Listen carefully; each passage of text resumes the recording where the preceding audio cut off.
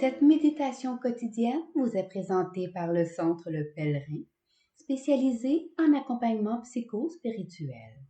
lepèlerin.org.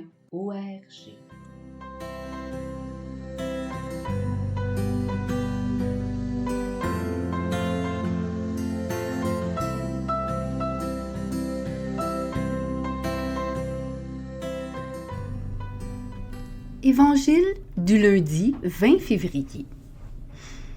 En ce temps-là, Jésus, ainsi que Pierre, Jacques et Jean, descendirent de la montagne. En rejoignant les autres disciples, ils virent une grande foule qui les entourait et des scribes qui discutaient avec eux. Aussitôt qu'elle vit Jésus, toute la foule fut stupéfaite et les gens accouraient pour le saluer. Il leur demanda: « De quoi discutez-vous avec eux? » Quelqu'un dans la foule lui répondit: « Maître, je t'ai amené mon fils. Il est possédé par un esprit qui le rend muet. Cet esprit s'empare de lui n'importe où il le jette par terre. L'enfant écume, grince des dents et devient tout raide. J'ai demandé à tes disciples d'expulser cet esprit, mais ils n'en ont pas été capables. » Prenant la parole, Jésus leur dit: « Génération incroyante, combien de temps resterai-je auprès de vous? Combien de temps devrais-je vous supporter? Amenez-le-moi. » On le lui amena. Dès qu'il vit Jésus, l'esprit fit entrer l'enfant en convulsion. L'enfant tomba et se roulait par terre en écumant. Jésus interrogea le Père. « Depuis combien de temps cela lui arrive-t-il? » Il répondit: « Depuis sa petite enfance. Et souvent il l'a même jeté dans le feu ou dans l'eau pour le faire périr. Mais si tu peux quelque chose, viens à notre secours par compassion envers nous. » Jésus lui déclara: « Pourquoi dire si tu peux? Tout est possible pour celui qui croit. » Aussitôt le père de l'enfant s'écria: « Je crois, viens au secours de mon manque de foi. » Jésus vit que la foule s'attroupait. Il menaça l'esprit impur en lui disant: « Esprit qui rend muet et sourd, je te l'ordonne, sors de cet enfant et n'y rentre plus jamais. » Ayant poussé des cris et provoqué des convulsions, l'esprit sortit. L'enfant devint comme un cadavre, de sorte que tout le monde disait: « Il est mort. » Mais Jésus, lui saisissant la main, le releva et il se mit debout.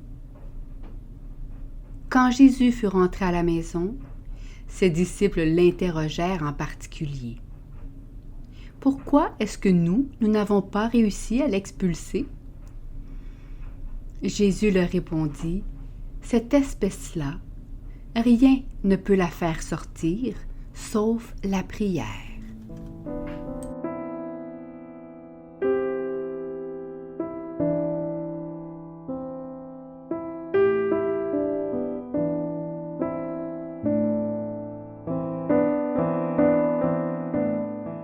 Méditation.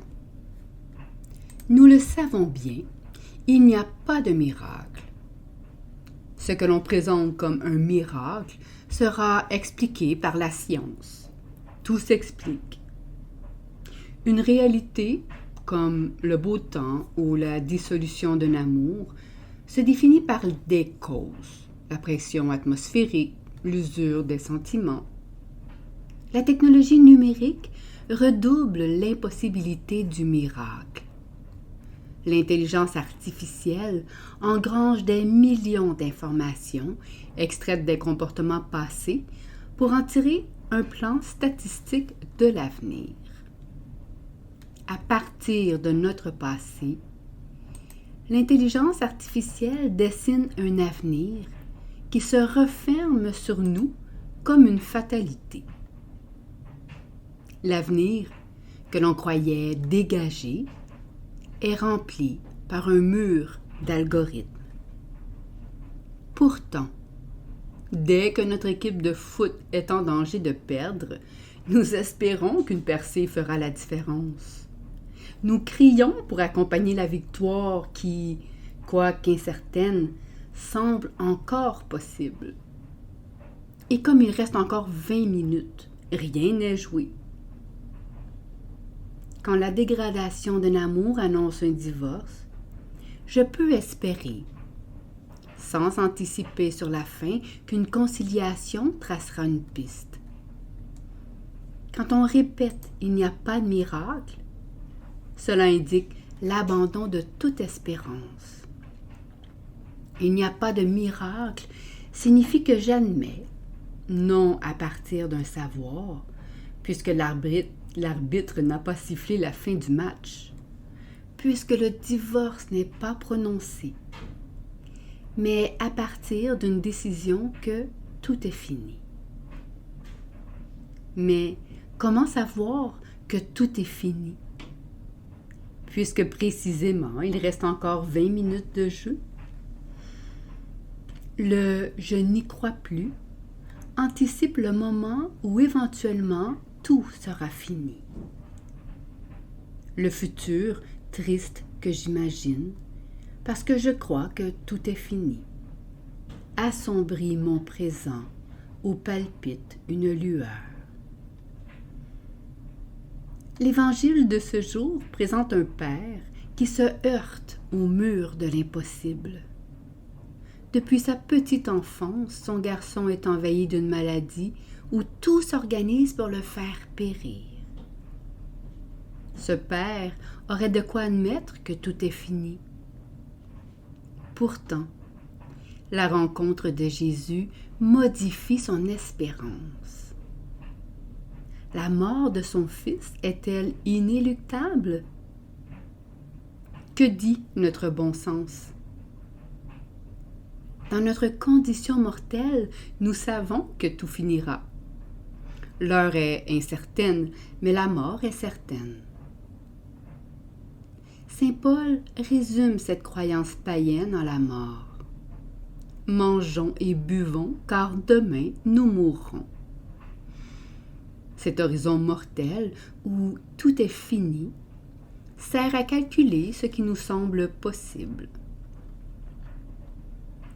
Mais en parcourant notre terre, le Christ fait germer une possibilité nouvelle. Sous la poussée de l'illimité, le cadre limité de la création craque. Notre création contient ce qui la dépasse. C'est bien ce que le Christ révèle en manifestant comme origine de tout son Père sans origine. Par la résurrection de son Fils, le Père montrera qu'en Dieu, ce que tous les hommes définissaient comme impossible, qu'un humain échappe à la mort, est possible. La vie a le dernier mot sur la mort. Dès lors, tout change. Recevoir ma vie du Père revient à admettre que la possibilité de Dieu donne la note. Et cette note mettra notre vie en musique.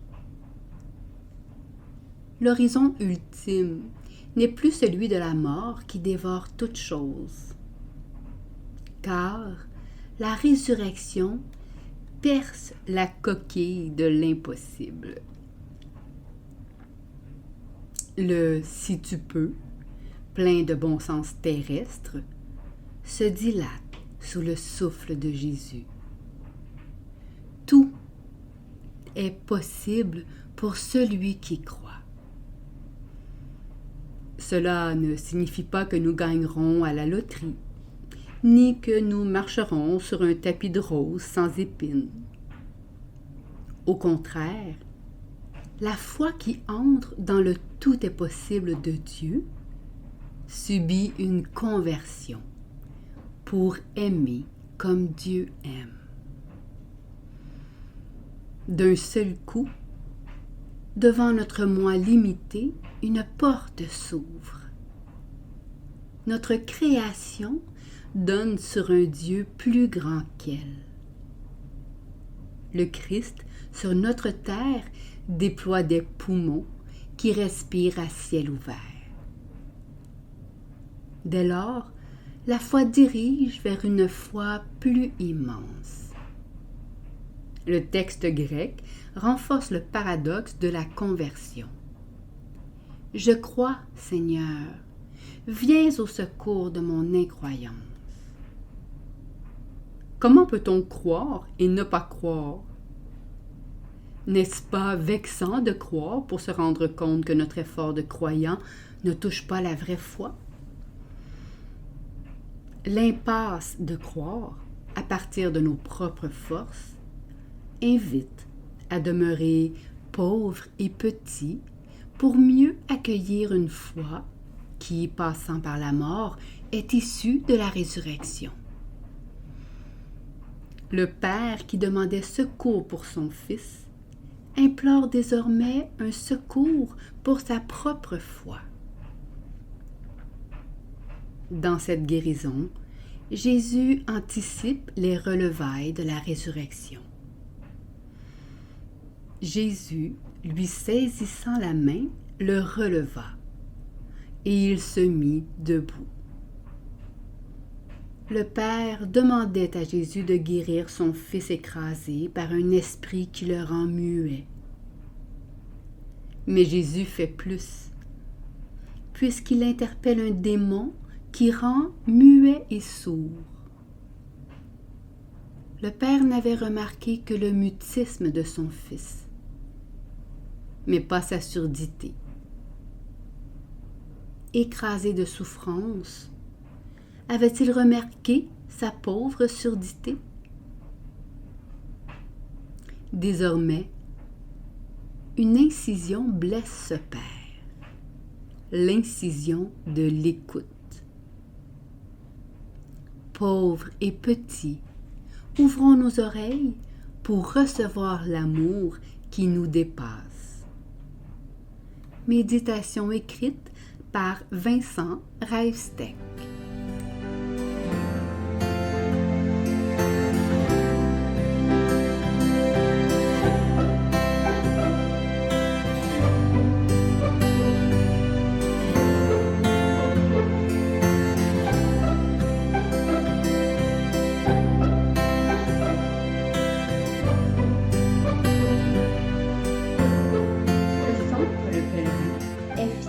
D'offrir depuis plus de 20 ans un service d'accompagnement ainsi qu'un certificat universitaire en accompagnement spirituel. Tous nos services sont offerts en ligne. Nous sommes situés à Montréal, au pied de l'Oratoire Saint-Joseph. Le Pèlerin, le savoir intérieur qui transforme la vie. lepèlerin.org. Page Facebook, Centre Le Pèlerin.